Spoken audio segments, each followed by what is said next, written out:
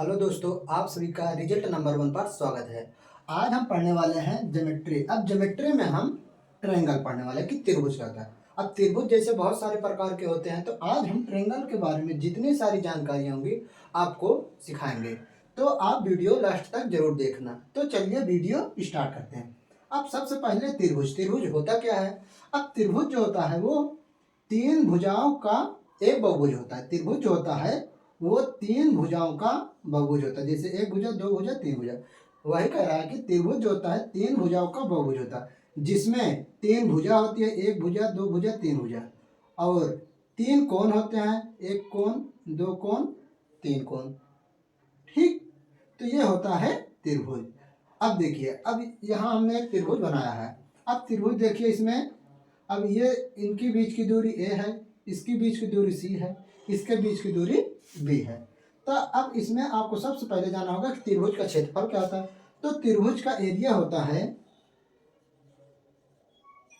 Area बराबर 1/2 base into height.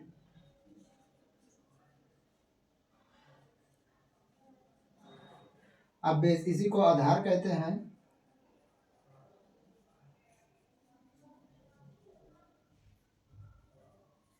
चाहिए। अब देखिए, अगर आप बेस इसको मानेंगे तो आपको ए लेना पड़ेगा। अगर आप बेस सी मान रहे हैं तो आपको इसको लेना पड़ेगा। अगर बेस बी मान रहे हैं तो इस हिसाब से आपको क्षेत्रफल निकालना होगा। अब जैसे इसमें अगर आप ए बेस मान रहे हैं तो इसका क्षेत्रफल होगा 1/2 इंटू, अब बेस ए है, हाइट है h1, तो ये हो गया। अगर आप बेस बी मान रहे हैं तब 1/2 इंटू बी इंटू, अब देखिए ये वाली ऊंचाई कितना है h2, तो ये हो जाएगा।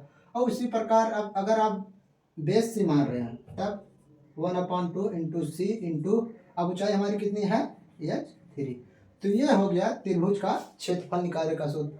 अब एक चीज और होता है त्रिभुज में। अब जैसे अगर त्रिभुज में आपको तीनों भुजाओं की लंबाई दी हो, जैसे ए अनुपाते बी अनुपाते सी, अगर आपको तीनों भुजाओं की लंबाई दी हो तो इसका हाइट निकालने का होता है 1/h1 into 1/h2 into 1/h3। अगर तीनों भुजाएं की लंबाई दी हो तो आप ऊंचाई 1/h1 1/h2 1/h3 ये तीनों बराबर होते हैं। ठीक, अब उसी प्रकार यहाँ अगर आपको हाइट दी हो, जैसे h1 अनुपाते h2 अनुपाते h3, तब अगर आपको भुजा निकालना हो तो 1/a into 1/b into 1/c।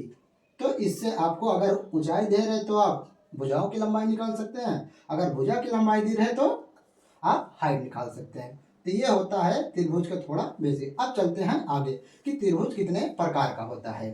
ठीक, तो त्रिभुज मुख्यतः दो प्रकार का होता है। एक होता है भुजाओं के आधार पर, एक होता है कोण के आधार पर। तो त्रिभुज मुख्यतः दो प्रकार का, एक होता है भुजाओं के आधार पर, दूसरा का होता है कोण के आधार पर। अब भुजाओं के आधार पर आपको तीन त्रिभुज बनता है। उसी प्रकार कोणों के आधार पर भी तीन त्रिभुज बनता है। तो चलते हैं, सीखते हैं कि भुजाओं के आधार पर तीन त्रिभुज कौन कौन से होते हैं। तो पहला त्रिभुज होता है समबाहु त्रिभुज।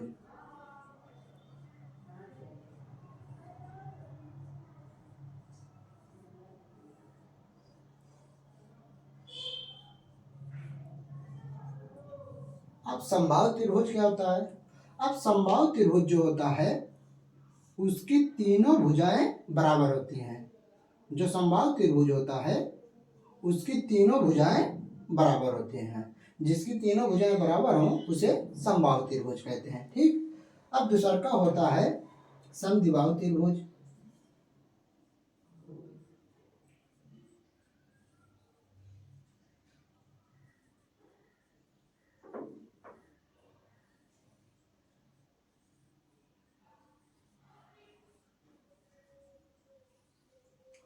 अब समद्विबाहु त्रिभुज क्या होता है। समद्विबाहु त्रिभुज वह त्रिभुज होता है जिसकी दो भुजा बराबर हो, जिसकी दो भुजा बराबर हो। जैसे इसकी दो भुजा बराबर होती हैं उसे समद्विबाहु त्रिभुज कहते हैं। अब एक होता है विषमबाहु त्रिभुज जो तीसरा का होता है।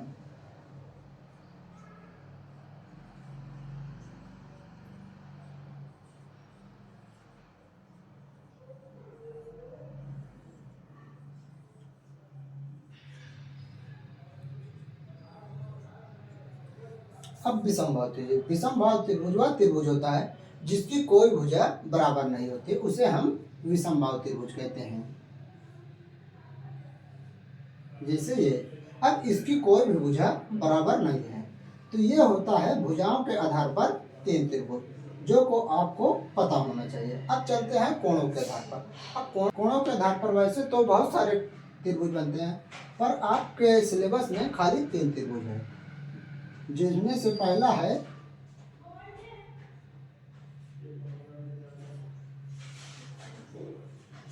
न्यून कोण त्रिभुज।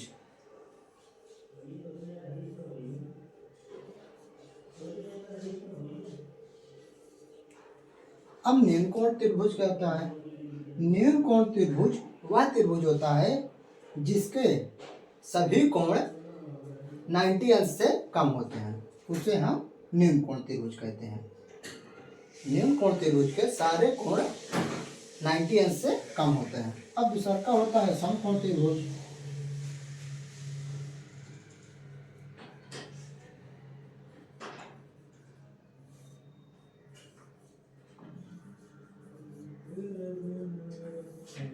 अब समकोण त्रिभुज क्या था? समकोण त्रिभुज में एक कोण आपको 90 अंश का दिया होता है, जिसमें एक कोण 90 अंश का हो उसे हम समकोण त्रिभुज कहते हैं। अब एक होता है, अभी हो गया, दूसरा का होता है समकोण, तीसरा का होता है अधिक कोण त्रिभुज।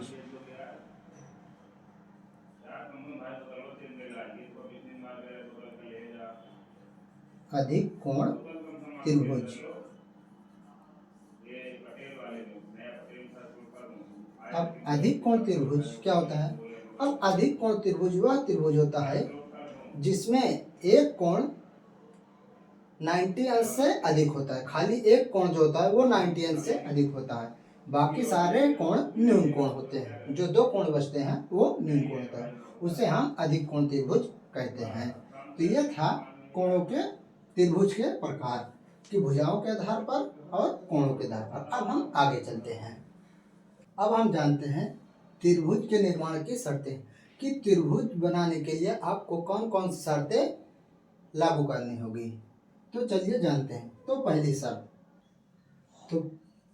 पहली शर्त होती है किन्हीं दो भुजाओं का योग हमेशा तीसरी भुजा से बड़ा होता है। अब जैसे त्रिभुज में तीन भुजाएं दी होती हैं, त्रिभुज में तीन भुजाएं दी होती है, उसमें से आप किन्हीं भी दो भुजा को ले लो, ए बी सी। अब जैसे अगर भुजा ए बी ले रहे हैं, ए प्लस बी, ये हमेशा आपके भुजा सी से बड़ा होगा।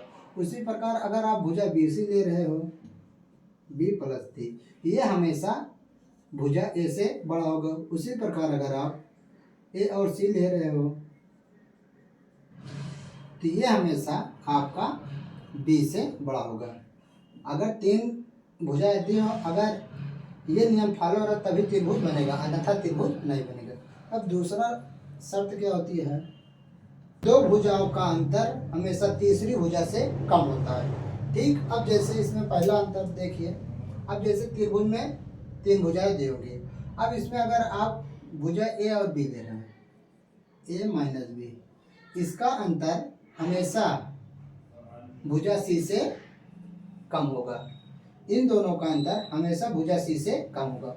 उसी प्रकार अगर आप भुजा बी सी ले रहे हो, बी माइनस सी, तो ये हमेशा आपकी भुजा ए से कम होगा। उसी प्रकार अगर आप ए सी ले रहे हो, ए माइनस सी, तो ये हमेशा भुजा बी से कम होगा। तो ये होता है त्रिभुज के निर्माण की दो शर्तें। ये दोनों, अगर पहला शर्त क्या होती है? किन्हीं दो भुजाओं का योग हमेशा तीसरी भुजा से बड़ा होता है, और दूसरा का कह रहा है कि किन्हीं दो भुजाओं का अंतर हमेशा तीसरी भुजा से कम होता है। अगर तीसरा का, यदि किन्हीं दो भुजाओं का योग हमेशा तीसरी भुजा के बराबर आ जाए, जैसे यहाँ तो तीसरी भुजा से कम या ज़्यादा हो रहा है, अगर तीसरी भुजा के बराबर आ जाए तो उस केस में त्रिभुज नहीं बनेगा। ये आपको ध्यान में रखना होगा। अब हम आगे चलते हैं। त्रिभुज के तीन भुजाओं के बीच संबंध। जो त्रिभुज की तीन भुजाएं होती हैं उनमें बहुत सारे संबंध होते हैं, तो हम उसको जानते हैं। जैसे पहला होता है न्यून कोण त्रिभुज। पहला होता है न्यून कोण त्रिभुज।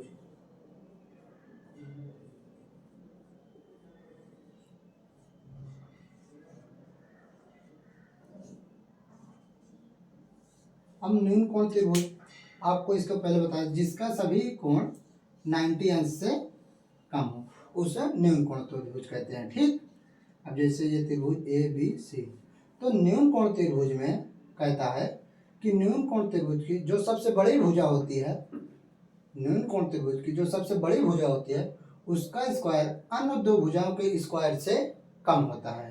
कह रहा है कि त्रिभुज की सबसे बड़ी भुजा का स्क्वायर अन्य दो भुजा के स्क्वायर से कम होता है। ठीक, न्यून कोण त्रिभुज जो सबसे बड़ी भुजा होती है उसका स्क्वायर अन्य दो भुजाओं के स्क्वायर से कम होता है, उसे हम न्यून कोण त्रिभुज कहते हैं। अब एक होता है समकोण त्रिभुज।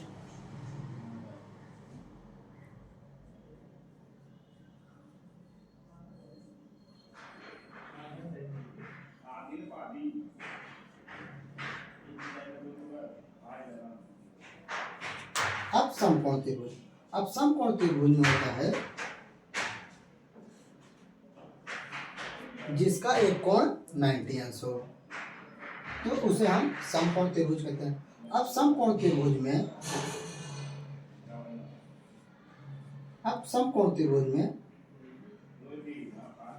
जो सबसे बड़ी भुजा होती है जिसे हम कर्ण कहते हैं उसका स्क्वायर अन्य दो भुजा के स्क्वायर के बराबर होता है।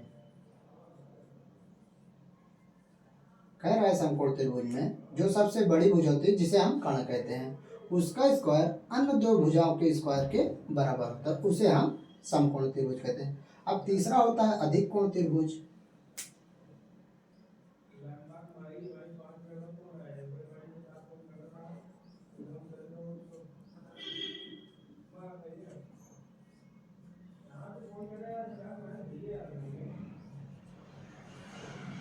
अब अधिक कोण त्रिभुज, अब अधिक कोण त्रिभुज जिसका एक कोण 90 अंश से अधिक हो उसे हम अधिक कोण त्रिभुज कहते हैं। अब अधिक कोण त्रिभुज में जो सबसे बड़ी भुजा होती है उसका स्क्वायर अन्य दो भुजाओं के स्क्वायर से ज्यादा होता है, जैसे ए बी सी। अधिक कोण त्रिभुज में जो सबसे बड़ी भुजा होती है उसका स्क्वायर अन्य दो भुजाओं के स्क्वायर से बड़ा होता है। तो अधिक कोण त्रिभुज में जो सबसे बड़ी भुजा होती है उसका स्क्वायर अन्य दो भुजाओं के स्क्वायर से बड़ा होता है, उसे हम अधिक कोण त्रिभुज कहते हैं। तो ये था आज हम के वीडियो में त्रिभुज के जितने सारी जानकारी होती है इस वीडियो में आपको बताया हमने। तो अगर आपको वीडियो पसंद आए तो लाइक करें, शेयर करें एंड हमारे चैनल को सब्सक्राइब करें।